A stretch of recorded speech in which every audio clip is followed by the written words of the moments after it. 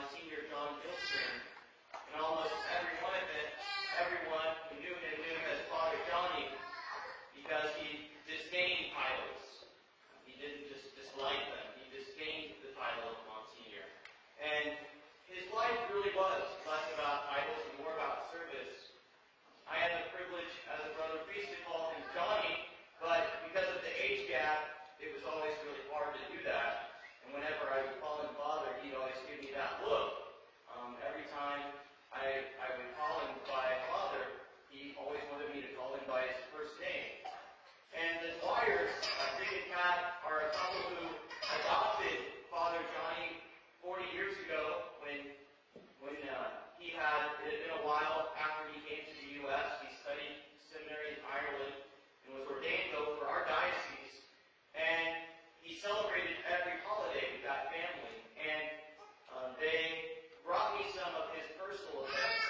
Dick and Kat brought me some of his personal effects because they knew how close I was to him. He was like my grandfather. And she brought me, the first thing that she brought me was on the feast of St. John Marie Vianney on August 4th. She brought me a relic that he kept in his room. And people would ask him, this relic was in his room for almost the entire 65 years he was a priest. But this relic, people would ask him, who is that? And he would say, oh, that one? When I look at that relic, that's the kind of priest I want to be. And so everyone always thought that it was St. John Marie Vianney because he's the patron saint of priests. But when she brought it to me and I looked at the Latin, it's actually St. Joseph, the spouse of the Blessed Mother. And so I thought, do you want to be a married priest?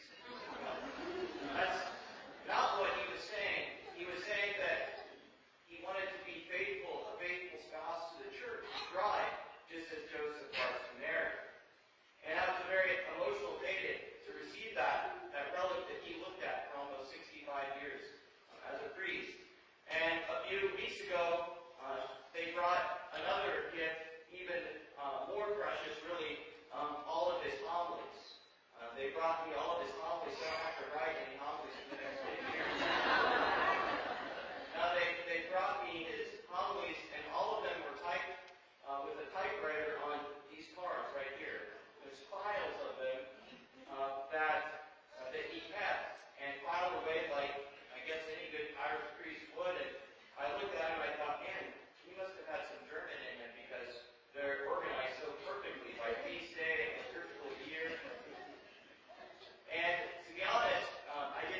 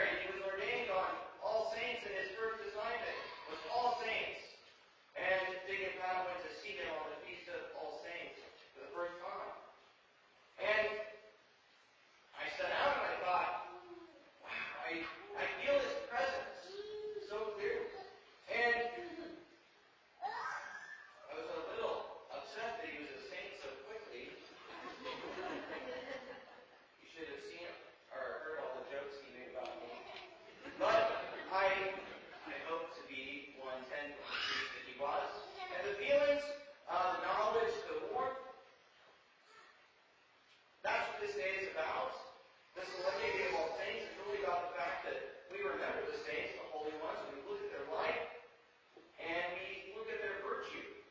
And that's supposed to encourage us and spur us towards heaven.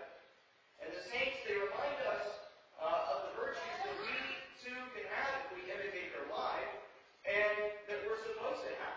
That's why we're called to read about their lives, and they were real people with extraordinary holiness, but they were also men and women who tried and they failed.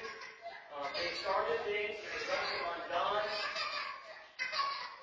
They had personalities and flaws. And for me, I look at what Johnny taught me, and I think of his motto, which was, be kind, be kind, be kind. And I used to